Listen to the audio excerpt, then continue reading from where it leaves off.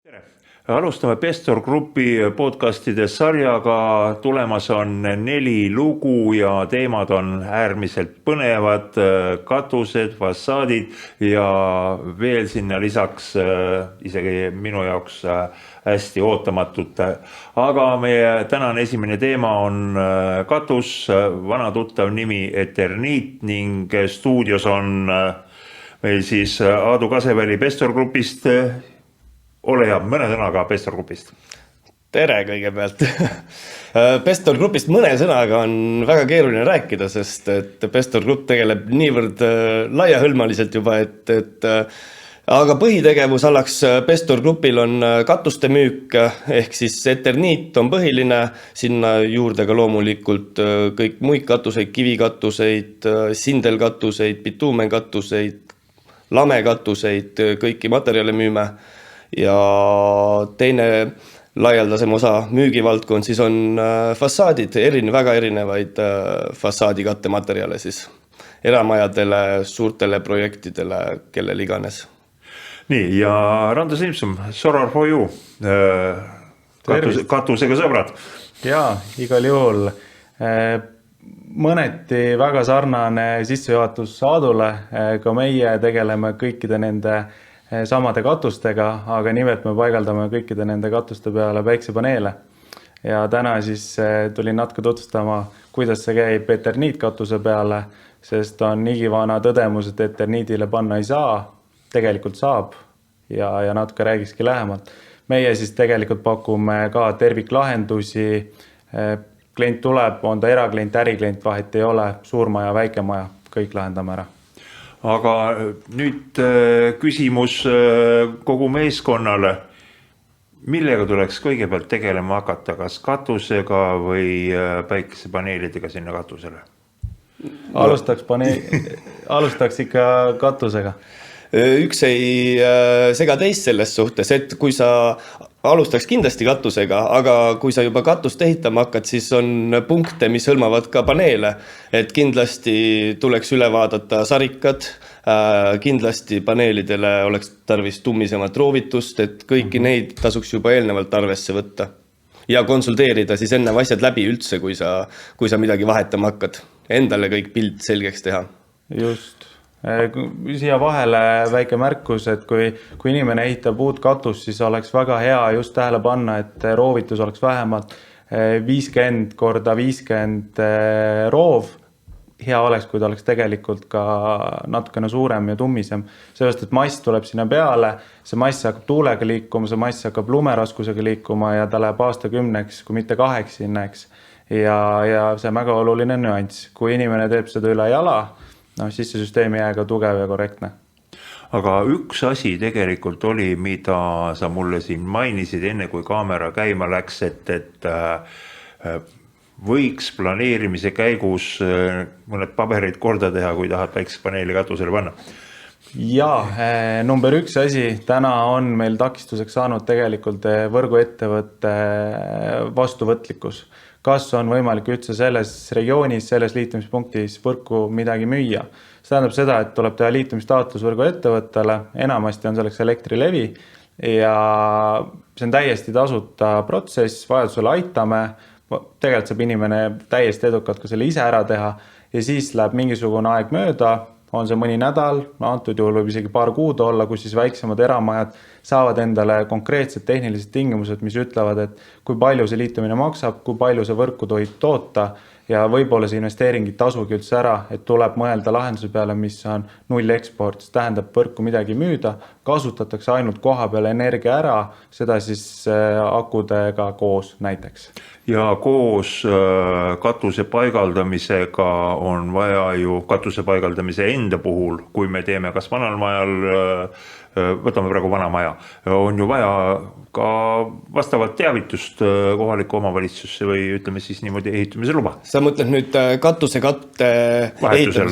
Tegelikult ei ole, kui sa vahetad seda katuse kattet Eterniidilt Eterniidile, siis ei ole tarvis omavalitsuse luba. Omavalitsuse luba on tarvis siis, kui katuse kattematerjali muutus viiakse sisse. Ehk siis näiteks plekilt Eterniidile või siis vastupidi, et siis on jah tõesti omavalitsusest luba vaja taodelda. aga ka päiksepaneeli paigaldus on ju tegelikult maja välisfassaadi muutus, selles mõttes seal peab olema ikka ka luba olemas ju.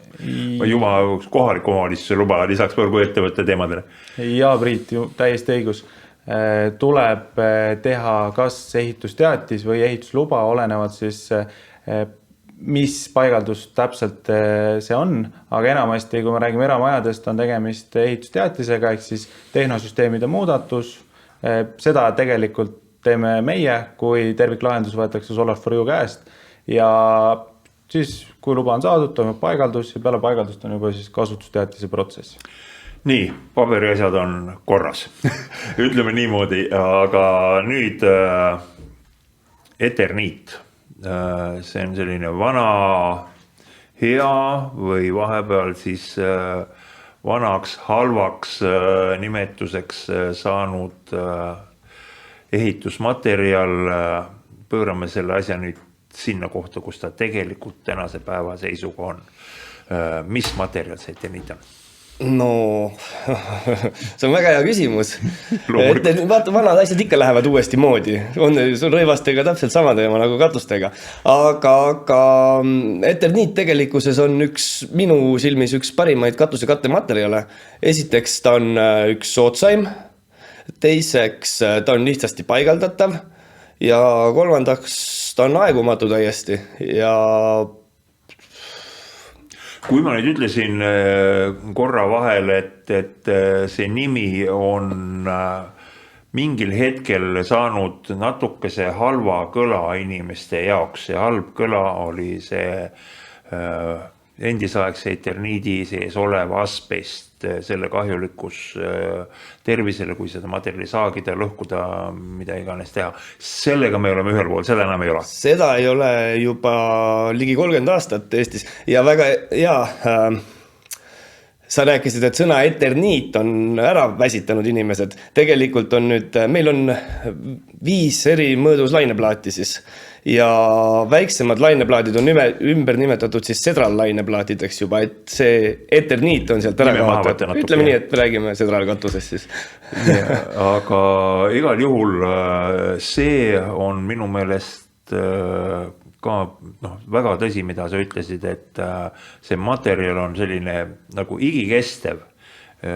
Isegi need vanad tooted püsisid kaua, mis sellest rääkida tänapäevani välja. Aga uus on ju ilmselt oma kvaliteedid oluliselt parem kui vana oli. Kindlasti, juba see vanasti tuli värvimata Eterniit, nüüd juba see värv annab sinna kindlasti lisakaitse, pluss ta on juba enda olemuselt paremini tehtud juba, paremate uute süsteemidega kui vanasti Vene ajal põlve otsas siis. Katuse Kalle, proovime siin jälle nüüd 2 meest siis kokku panna. Kõigepealt, millisest kaldest alates võiks Eterniiti kasutada? No tegelikult raamatu järgi tohiks alates 7 kraadist 7–14 ja kui on niivõrd väike kalle, siis tuleks Eterniitplaadid ära tihendada siis ja tihendusnööri ka plaadi vahele panna, et tagada siis kindel veepüsivus. Ja edasi siis ei ole tarvis mingit lisatihendamist. Kas seal 7 kraadi juures päikesepaneel ja Solar4U juhul ka midagi teha on? On ikka. Tegelikult angerpolt, mille ma võtsin ka täna siia kaasa, siin ta on näha, sobib väga hästi paigalduseks 5–75 kraadi katustele. Ja rääkides veepidavusest, siis selle samal angerpoldil on olemas tegelikult siin see kummitihend, mida tuleb õigete paigaldusvõtetega paigaldada, ei tohi üle keerata. Sellisel juhul ta annab selle veepidavuse ka järgnevateks aastateks ja ongi hästi lihtne. Rääkides Eterniidist, et vana Eterniit, uus Eterniit, siis vanasti kehtiski see reegel, et väga ei taheta paigaldada. Ja seda sellel põhjusel, et kas see aluskonstruktsioon ei pea paika, inimesed on teinud seda oma suva järgi ja katuse materjal ise kipub katki minema, kui sa seal peal turnid. Täna seda mure ei ole ja koostöös Pestoriga tegelikult propageerime hea meelega paigaldust Eterniit katustele. Aga jah, selle eelduseks on, et katus on korrektselt paigaldatud, katuse aluskonstruktsioon on tugev ja konkreetsete sammudega, et ei ole meetri ja poole meetri vahelduva sammuga, eks. Et see seab väga suured raskused meile kui paigaldajatele, kus me peame konstruktsiooni hakkama tugevdama, lõpuks on see ju kliendile kallim. Pidasin tegelikult küsimusega rohkem silmas seda, et kas 7 kraadi, see on seal peaaegu lame juba, et kuidas teie paneelide efektiivsus sellise kaldenurga on? No efektiivsust rääkides siis Eesti kliimas perfektsed tootmistingimused on otse lõuna suunal ja ütleme 35–45 kraadi kaldenurgaga. Nüüd, kui me räägime 7-kraadisest kaldenurgast, mis näiteks on küll lõuna suunal, siis jah, tuleb paratamatult loovutada 10–20% aastasest toodangust, mis ei ole maailma lõpp, sellepärast et paigaldada päiksepaneelid on ikkagi parem, kui jätta nad paigaldamata. Aga kas, segan vahele, sorry, kas neile saab ka näiteks, kui on nii madal kalle, saab mingi lisakalde anda siis ise juurde, et ta võimalikult palju energiat kätte saaks? Tegelikult see võimalus on olemas, aga siis tuleb arvestada sellega, et kui me paneme need paralleelselt katusega, me saame panna need kõrvuti. Võite rusika reeglina arvestada, et tänaste võimsuste juures circa ruutmeetri peale 200 vatti päiksepaneeli võimsust, et kui inimesel on näiteks 100-ruudune katuseviil, siis me võime arvestada 20 kilovatti sinna, eeldades, et päiksepaneelid ilusti oma mõõtult sinna kõik ära mahud ideaalselt, eks. Aga kui me nüüd näiteks tõstame teda, siis tekib paratamatult mingisugune vari järgmisele paneelile ja me hakkame neid vahesid tekitama, et klient hakkab kaotama võimsuses. Jah, ta võib-olla lõppude lõpuks investeerib natuke kallimasse süsteemi, mis on tõstetav, aga ta paneb vähem paneele, lõpptulem ikka sama, toodab sama palju. Et see on niisugune kinni sabalahti teema, et alati ei ole mõistlik teda tõsta. Aga nüüd selle sama madala kalde juures oleme veel 45-kraadisel katusel, niisama naljalt ringi ei jookse, ütleme niimoodi. Aga seal 7–10 kraadi puhul seal on see, et hoitakse kokku, jäetakse võib-olla katuse redelid, katuse tellingud panemata, korstnapühkija jookseb oma luudedega vasakule paremale. Kuidas materjal vastu peab sellist käimist? Keskmisele Eesti mehele peab ta väga hästi vastu. Ei ole väga palju niisugust tagasisidet, et keegi oleks plaadi kuskil katusel katki astunud või tahaks vahetada mõnda üksiku plaati, kuna korstnapühki astus katki. Aru vähe on niisuguseid asju, et ta peab ikka väga hästi vastu. Ehitus armastab numbreid, keskmine Eesti mees on 120 kilo, jah? No, suts peale võib-olla. Me paigaldajatena võime kinnitada. Nii, aga katuse konstruktsiooni enda kandvus, te olete mitmel korral seda nüüd nagu seda mõistet maininud, et kuidas hinnata, kas vanad katuse konstruktsioonid peavad reeglina vastu? No see ka sõltub nii erinevalt, et mis kaldega on sul katus, mis sammuga on sul sarikad, et Vabandust. Teeme lõik. Ei suutnud rohkem pidama. Aga te olete mehed nüüd mitmel korral maininud katuse konstruktsiooni kandvust ja selle tugevdamist, kui peaks vaja olema. Kuidas selle hindamisega on? Ütleme niimoodi, et kui teie käest tellitakse katuse konstruktsioon, ma mõtlen just renoveerimise juures, kas te konsulteerite ka? Absoluutselt. See sõltub nii palju, iga katus on erinev. Sõltub ka hästi palju katuse kaldenurgast. Mida suurem on kaldenurk, seda vähem tekib sinna peale lumeraskust. Et mis sammuga sarikad panna, kui vanadel majadel üldjuhul on need sarikasammud niivõrd suured, et seal tasuks mõelda, kui on väiksem kaldenurk, kindlasti lisasarikate peale. Lisasarikaid ei taheta panna, siis kindlasti jämedama roovituse peale. Ehk siis, mis lihtsustab ka kindlasti Solar for Real paigaldamist. Enne oli siin juttu, et võiks olla minimaalselt roov 50x50, eks ole. Aga ma vaatan seda polti ja kui see polt lasta 50x50 sisse, siis tahes tahtmata juba see roovitus läheb pooleks, et mina näen, et see võiks olla minimaalselt 50x100, kui on plaan näiteks paneele külge panna ja seal on nii palju neid erinevaid nüansse, et kindlasti tasuks ennem konsulteerida. täpselt me tegelikult jõudsime vähemalt minu vaatevinklist selle koha peale välja, et kui see konsultatsioon on ennem tehtud, siis selle koha peale, kus seda Bolti sisse keerata, seal võib ju 50x100 olla ja edasi läheme vähe nõrgematega.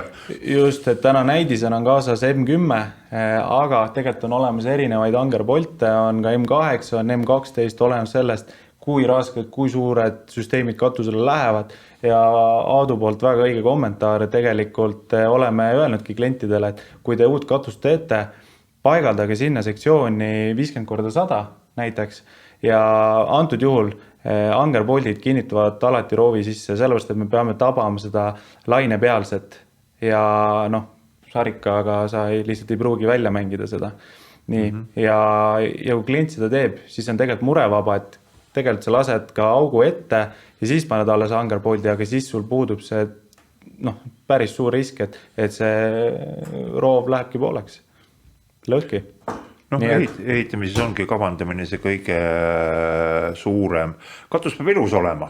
Ja ilus on ta siis, kui on tervik. Ilus ja pidav. Ilus ja pidav ka. Võtame selle ilu poole nüüd ka, et ilus on ta vähemalt minu arvates siis, kui ta on terviklik. Tal on kõik detailid paigas, mida te nüüd pakute siin Eternitile juurde?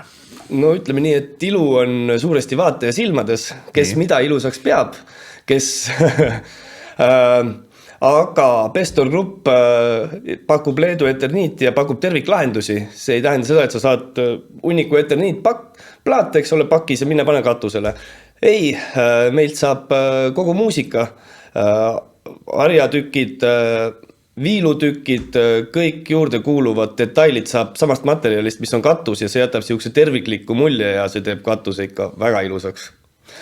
Pluss, mis annab ilu juurde, paljudele meeldib väike plaat annab sinna nii palju kontrasti, kui sul on väikseid plaate seal rivis, suur plaat pigem mõeldud siukestele suurtematele tööstushoonetele, et väike plaat teramajal annab kena ilu juurde. Üks keerukas koht katuse lahendamisel on neelu koht, et kas on olemas ka neeludetailid eraldi, et see nüüd ei eristuks ja ei lööks sealt väga tõsiselt välja. Neel on nüüd ainuke koht, millele ei ole Eternidis detaile, et neelud me lahendame ikkagi üldjuhul plekiga. No, see oleks imelik ka, kui need oleks olemas, sellepärast, et need sõltuvad niivõrd katuse kaldest ja nad on iga katuse puhul erinevad, aga vähemalt kompleksne lähenemine on Pestoril olemas. Jah, absoluutselt. Ja nii palju veel mainida, et kõik need lisavidinad tehakse Leedus siis käsitööna. Nii, see on ju siis suurepärane, kui ratsepullikonna selge saad. Milline on kõige populaarsem katuse värv? Kindlasti pruun ja tumehall. Et pruuni ostetakse vahest ikka niivõrd massiivselt, et tekivad ka väiksed ooteajad pruunile plaadile näiteks. No selleni me veel jõudnud ei ole, et päikesepaneelil oleks värvi valikut, aga mulle tundub, et see pruun natuke on. Ahaa, nii, räägi. Tegelikult täna väga laialdaselt pakutakse musta raamiga paneeli ja võimalik ka seesama siin saada musta värvi. Seega tegelikult esteetiliselt sa võid selle paneeli täiesti sinna katusele ära kaotada niimoodi, et kaugelt vaataja, kes ei oska vaadata, ta ei pane tähele neid paneele selle katusel. Et see on näiteks kohtades linnas, kus vaadatakse kas miljööväärtuslikkust, kas vaadatakse mingeid muid detaile ja sa paigutad niimoodi ära, et sa peidad sinna selle süsteemi piltlikult, siis see on võimalik. Muidugi lõpuks raha paneb asjad paika, et kui raha on, siis saab kõike. Aga sa mainisid miljööväärtust kui teemat.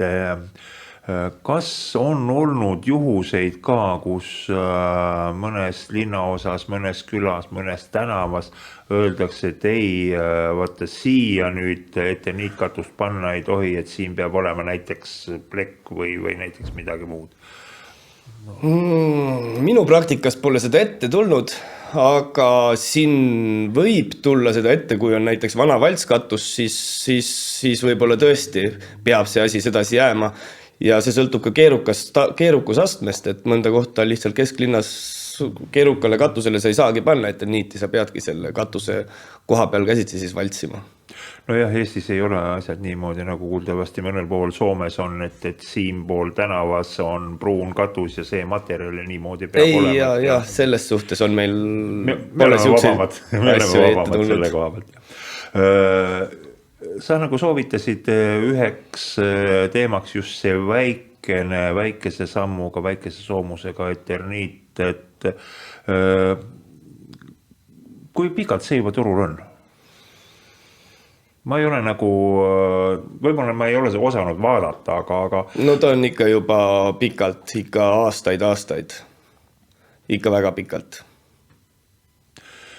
Suurepärane, kas teile SolarVolule on vahet, missugune eterniit katusel on, kas see on pikema soomusega, lühema soomusega?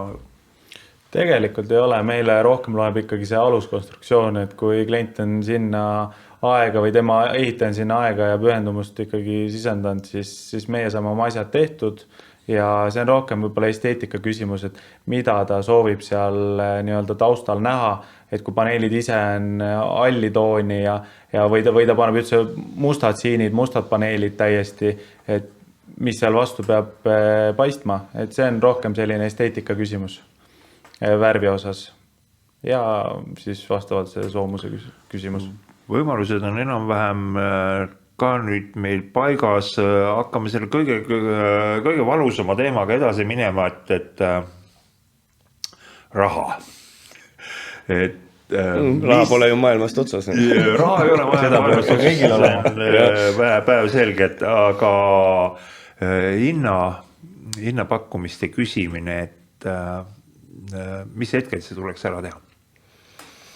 See võiks ju, nojah, ja praeguses keerulises maailmas hinnad on pidevas muutumises, aga kindlasti võiks ette planeerida pool aastat, vähemalt saad juba hinnaklassi teada, võib-olla see tõus, langus mingisugune, aga siis sa juba oled mingisuguse suurusjärguga kursis, et ma arvan küll, et siuke pool aastat võiks olla siuke ettemõtlemisaeg kindlasti kohe.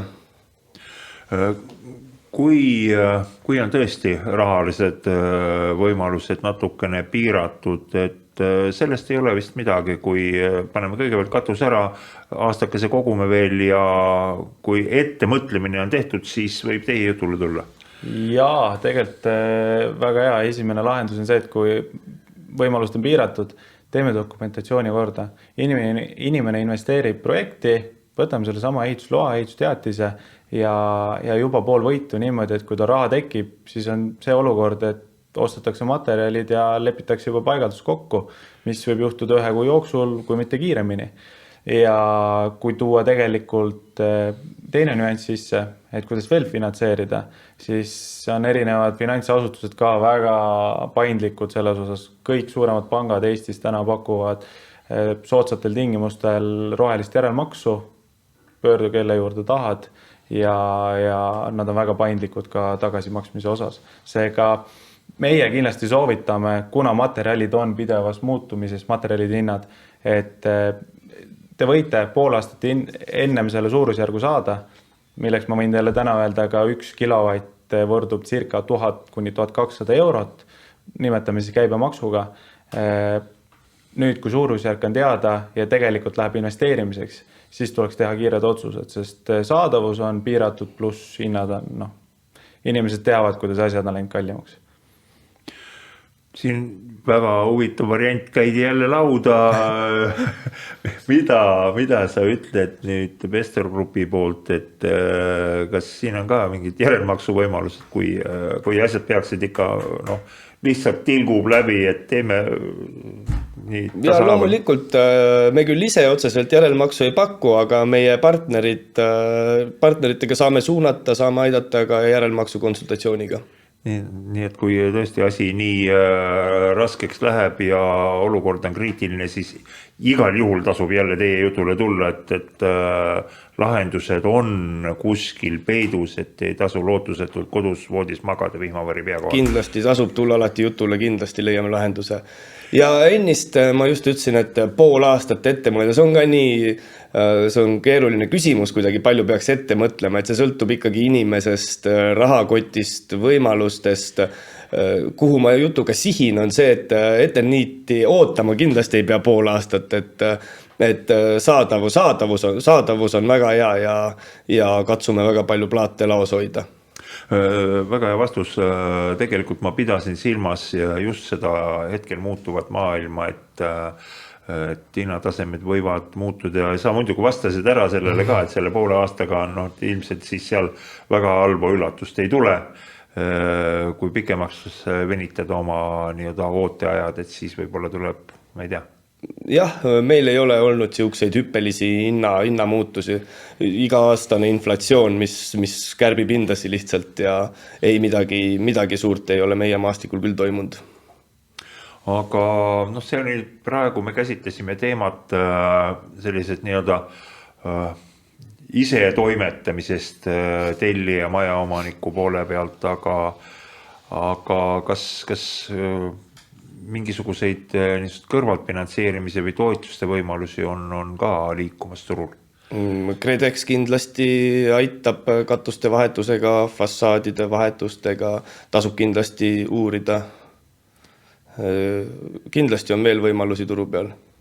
Aadu jutule jätkuks, praegu tegelikult on veel voor käimas, küll vaikselt lõppemas, kus on väike elamatu rekonstrueerimise meede, kus siis ongi eesmärgiks kas finantseerida katuse, fassaadi või mõne muu elemendi parandamist, rekonstrueerimist pluss taastuvenergia lahenduste paigaldust. Seega see on kombinatsioon just nende kahega, et kui kellelgi on see soov, see võimalus täna ja ta vastab tingimustele, Pestori poolt fassaadi ja katuse lahenduse, meie poolt päiksepaneelide lahendust. Ja on võimalik seal märkimisväärse protsendi saada toetust. Aga jah, see bürokraatia jälle see natukene pidurdab seda võib-olla entusiasmi algul. Jälle nii-öelda sama teema, kui inimesel on soov katust korda teha, kui panna sinna peale päikesepaneel ka, otsida see nii-öelda rahanupp, toetuse nupp üles, see võib osutuda üsna keerukaks ja teinekord ka mõne inimese jaoks arusaamatuks. Kui nüüd tuleb inimene teie juurde, kas te aitate järje peale ka selle koha pealt, et annate nõu ja? Absoluutselt. Kindlasti nii palju, kui saame, nii palju aitame. Ja. Väga hea. Mina räägiks mõned rusikareeglid siia üle, niimoodi, et inimene teab planeerimise järgus natukene paremini oma asju ajastada ja välja mõelda. Ehk siis, kui ta tuleb täna meie jutule, kui me räägime võimsustest, mida oma katusele paigaldada, mainisin selle 200 vatti ruudu peale, see on üks element, et kui palju üldse mahub. Teine asi on see, et kui palju üldse vaja panna, sest maksimaalne lahendus ei ole alati parim lahendus. Vaadata oma aastane tarbimine üle, kui selleks on näiteks 10 000 kilovatt-tundi, siis lahendus, mida katusel panna, võiks olla samasugune, mis aastas ligi 10 000 kilovatt-tundi toodab. Muidugi see tootmine tarbimine on nihkes oma vahel, aga suurusjärgud võiks olla sellised ja kui on võimalust ja rohkem, siis saab juba akusi kaasata, mis siis aitavad oma tarbele kaasa. Ja hindadest korra tegin ka juttu, kui inimene mõtleb näiteks 10 kilovatise lahenduse peale, et ideaaltingimustel 1 kilovatt päiksepaneele toodab circa 1000 kilovatt-tundi aastas, see 10 kilovati lahendus võiks olla optsioon, siis korrutada 10-ga läbi, jääbki sinna 10 000 kuni 12 000 juurde. Olen sellest, mis lahendust ta soovib. Suurepärane. Pestori puhul tahaks veel küsida sellist asja juurde, et kui võtaks kogu teie katuse valiku, see on ju küllalt suur, nagu sa seal mainisid, siis kuhu asetub Eternit? Raske öelda? Ei ole tegelikult raske öelda. Sa mõtled hinnaklassis või vastupidavuse klassis või? Populaarsuse klassi. Kindlasti meilt on ta kõige populaarsem. Meie valikust. Oskad sa välja tuua põhjusega, miks? Kindlasti. Nii, aga ole hea. Sest ta on hea ja ta on odav ja elu on näidanud, et ta on ka kestev. Ongi kogu lahendus. Ma ilmselt paneksin omalt poolt veel juurde ka sellest, et tema paigalduse suhteline lihtsus tegelikult on. Absoluutselt, ei ole tarvis eri teadmisi, eri oskusi, eri tööriistu, eri töömehi, saab ka ise hakkama. Paljude teiste katusekattete puhul võib ju tekkida ka probleem, kus meil on, mis katusekattid, kui nad eeldavad täislaudist või siis tänapäeval kasutatakse plaati, materjali seal OSP-d, vineeri seal all, siis seal võivad tekkida teatud niiskuse probleemid enne nii-öelda vana eterniidi ajal ju keegi seda ei tundnud, et sul millegipärast sarikad läksid kõigepealt tallitama ja pärast halvemal juhul, kus tea koha pealt mädanema ka. Et ta on nagu tuulduv katus ju tegelikult. Jaa, see ei ole üldse, see on jah, seda tuleb ikka väga palju selgitada, sest et vanasti oli lihtne, pandi täislaudis, sinna peale löödi ruberoid ja siis pandi eterniid peale, tegelikult see on vale. Muidugi saab odavalt niimoodi vahetada, eks ole, et võtad selle vana eterniidi maha, lööd läksti sinna uue peale, aga see ei ole kestev lahendus, et kindlasti tuleks selle täislaudise peale lisada roovitis. Ehk siis aluskate, uus distantsliist ja siis roovitis peale. Et siis kestab. Ja suurepärane sellest. Ma pidasin natukene teist asja silmas, ma pidasin seda nii-öelda lihtsat ja vaesema mehe katust endisaegset, kust oli sarikas, roov, eterniit katusealuses, tuul puhus, vahel ka linnud lendasid ja niiskuse probleeme tegelikult ju ei olnud. Aga eterniidi just minust laine puhul on see, et kõik ju liigub, õhk liigub alt ülesse ja ülevalt välja rahulikult. Kõik, mis on maja jaoks üleliigne, see kaob ära. No, see igal juhul kaob sealt ära, nagu sa rääkisid, et kui ta sealt majast läbi puhub see tuul, siis... No, majja me nagu sisse ei lase tuult ilmselt, aga päikesepaneelid, need on ju tegelikult omaette väikene elektrijaam või asi, et millest ta koosneb? Tegelikult sisuliselt kolmest erinevast komponendist. Me näeme silmaga päiksepaneele katusel. Need on oma korda ühendatud inverteriga, mis siis võtab selle alalise voolu päiksepaneelidest, konverteerib vahelduvvooluks, mida kõik meie seadmed siin samas ruumis näiteks ka tarbivad, eks.